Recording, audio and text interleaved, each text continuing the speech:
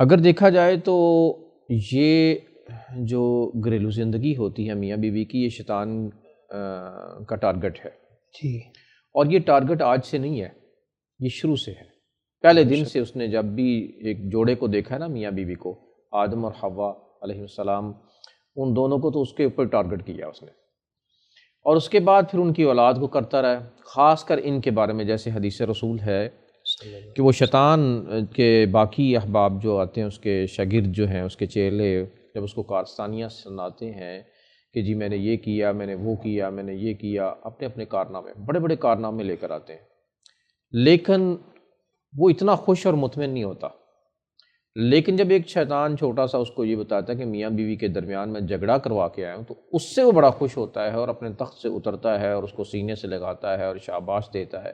تو دوسرے شیطان پھر سوال کرتے ہیں کہ ہم اتنا کچھ کر کے آئے ہیں، ہمیں تو کوئی اتنی بڑی کوئی پروٹوکول نہیں ملا، ہمیں کوئی اتنا شاباش نہیں ملی، اس کو کیوں؟ تو وہ کہتا ہے کہ دیکھیں اس نے جو کام کیا ہے نا، اب 2 خاندان اجڑیں گے، بات بڑھے گی آگے، 2 خاندان برباد ہوں گے، ان کے درمیان دشمنی جو ہے نا وہ بڑھتی چلی جائے گی، بالکل، تو فسادات پیدا ہوں گے۔ تو اس نے ایک ایسا بیج بویا ہے جو ایک فرد کے لیے نقصان دہ نہیں، بلکہ پورے گھرانے اور خاندان برادریوں کے لیے نقصان دہ ہو جائے گا، اور وہ ایک دوسرے کے دشمن بن جائیں گے۔ جی، تو یہ اس کا کارنامہ ہے، یہ اس کو پسند ہے۔ اپنے تمام اعمال میں سے شیطان کو یہ عمل بڑا پسند ہے کہ میاں بیوی کے درمیان جو ہے وہ جھگڑا ہو جائے۔ اب رہا مسئلہ کہ جیسے شیخ صاحب فرما رہے تھے کہ جھگڑے ختم ہونے کی بجائے طوالت جب پکڑتے ہیں، وہ کیوں ہوتا ہے؟ یہ موبائل جو ہے نا، یہ سب سے بڑی مصیبت ہے۔ فی الفور ادھر میاں بیوی کے درمیان ہلکی سی ناراضگی ہوتی ہے اور دوسرے ہی لمحے اب وہ کال چلی جاتی ہے کہ جی یہ ہو گیا، وہ ہو گیا۔ اب اگر یہ موبائل نہ ہوتا تو یہ بات پہنچتے پہنچتے میاں بیوی کی صلح ہو جاتی ہے، وہ آپس میں انڈرسٹینڈنگ ہو جاتی ہے، آدھے گھنٹے بعد وہ ایک دوسرے کے ساتھ نارمل ہو جاتے ہیں۔ تو نارمل ہونے سے پہلے یہ سارا معاملہ ہو گیا۔ اب وہاں یہ ہوتا تھا کہ وہ لوگ اتنی جلدی، ان کے ذرائع ابلاغ اتنے تیز نہیں تھے، وہ گھنٹے 2 گھنٹے میں لوگ نارمل ہو جایا کرتے تھے، صلح صفائی ہو جاتی تھی۔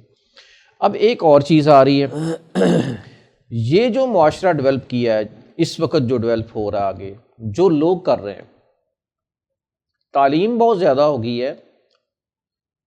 ہماری نانیاں دادیاں پی ایچ ڈی نہیں تھی، بالکل، کسی نے ایم فل نہیں کیا ہوا تھا، پی ایچ ڈی اسکالرس نہیں تھیں، قرآن جی پڑھا ہوتا تھا اور وہ تو لکھنا پڑھنا نہیں جانتی تھی، لیکن جو تربیت انہوں نے کر دی تھی نا، وہ تربیت، اس کا بڑا کمال تھا۔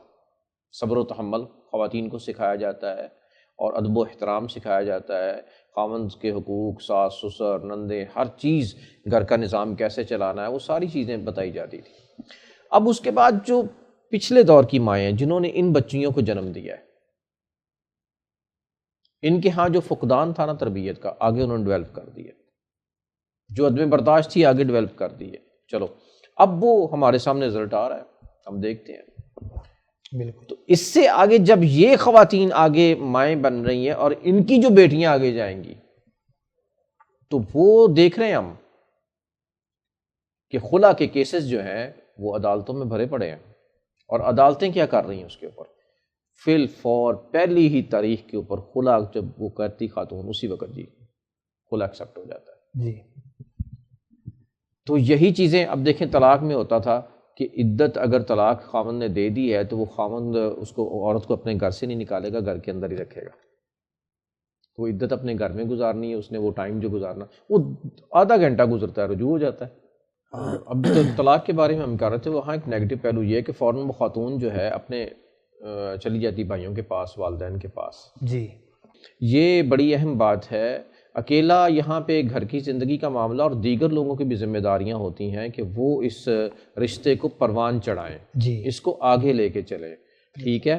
اب میں اس میں شیخ صاحب فرما رہے تھے ماشاءاللہ کافی ساری باتیں گھریلو زندگی میں سکون کے لیے، تو وہ انشاءاللہ اپنے دوسرے ٹائم میں بھی وہی باتیں انشاءاللہ وہ آگے تو ان سے بہتر لگ رہی ہیں کہ وہی کریں گے۔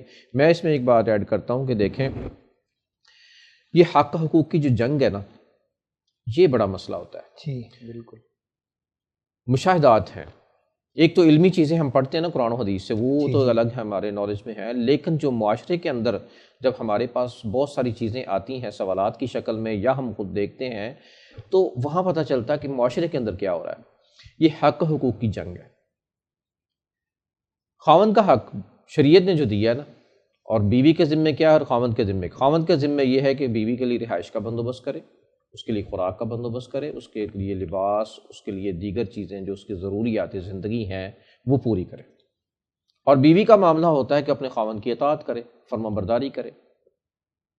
نبی صلی اللہ علیہ وسلم نے فرمایا اذا امرها اطاعت ہو، جب اسے حکم دے تو اس کی فرما برداری کرے.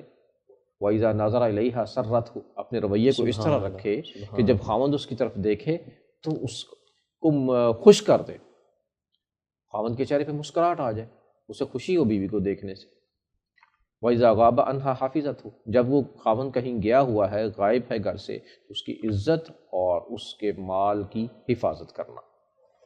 فسادات پیدا ہی نہیں ہوتے. یہ تین چیزیں دیکھ لیں. جب خاوند نے کہا کہ میرا کہنا مانو، جو اس نے کہا، تو عورت نے کہا ٹھیک ہے جو آپ کا حکم. فساد نے جنم اسی وقت ختم ہو جائے گا. فساد پیدا ہی نہیں ہو سکتا گھر کے اندر، کسی صورت میں نہیں، بے سکونی نہیں ہو سکتی. اور جب اس نے خاوند نے دیکھا عورت کی طرف تو اس کے چہرے پہ مسکراہٹ آ گئی، خوش ہو گیا. شیطان کے سارے جتنے معاملات تھے نا جو اس نے محنت کی تھی وہ ساری برباد ہو گئی. اب یہ ساری چیز عورت کے ذمہ ہے. اور اگر وہ نافرمانی کرتی ہے اور اس کو دیکھنے کے ساتھ آدمی کے چہرے پر مسکراہٹ نہیں آتی، پریشانی بڑھ جاتی ہے، تو پھر وہ غور کرے کہ وہ گھر کے اندر فساد کا باعث بن رہی ہے اور گھر کی بے سکونی کا باعث بن رہی ہے.